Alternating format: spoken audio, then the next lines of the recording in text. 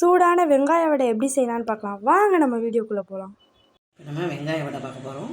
அதுக்கு தேவையான அளவு வெங்காயம் கட் பண்ணி வச்சுருக்கோம். டைமண்டாக கடல மாவு, மஞ்சள் பொடி, வத்தப்பொடி, உப்பு, கொஞ்சம் அரிசி மாவு, கொஞ்சம் சோடா போட்டிருக்கோம். சோடா போட்டால் தான் நல்லா மெதுவாக இருக்கும், உப்பி வரும் வடை. இதில் இப்போ இதை நம்ம மிக்ஸ் பண்ணிக்கிடுவோம். இதை கொஞ்சம் நல்லா அரிசி மாவு, வத்தப்பொடி இதெல்லாம் போட்டதில் நல்லா மிக்ஸ் பண்ணிக்கிட்டு இதோட கொஞ்சம் நம்ம வெங்காயத்தையும் மிக்ஸ் பண்ணி தண்ணி ஊற்றி நல்லா வடை பதத்துக்கு கொஞ்சம் கரண்டியில் வச்சு ஊற்றுற மாதிரி பண்ணிக்கிடுவோம். இதில் நம்ம வெங்காயத்தை போட்டுருவோம்.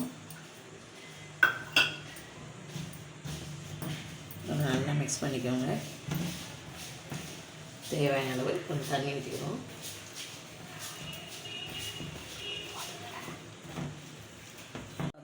இதில் எண்ணெயை ஊற்றிருக்கோம். எண்ணெய் காஞ்சிட்டோம். வடை பதத்துக்கு நம்ம மாவை நல்லா மிக்ஸ் பண்ணிக்கிட்டோம். இந்த இப்படி கரண்டியை கொஞ்சம் புளி கரண்டி வச்சுக்கோங்க. இந்த மாதிரி கரண்டி எடுத்து இப்படி கொஞ்சம் கொஞ்சமாக எண்ணெயில் போட்டு எடுத்துருவோம். எண்ணெய் காஞ்சாச்சு, போட்டுருவோம். இந்த அளவுக்கு எடுத்துக்கோங்க. ஏன்னா ரொம்ப பெருசாக அப்புறம் உப்பி வரும். கம்மியாக எடுத்தால் போதும். அப்படியே எண்ணெயில் விட்டுருங்க. இப்படி மாவு எடுத்து நல்லா பொன்னிறமாக திருப்பி போடுங்க. பொன்னிறமாக வந்தவுடனே உள்ளெல்லாம் நல்லா வெந்திருக்கும், எடுத்துடலாம்.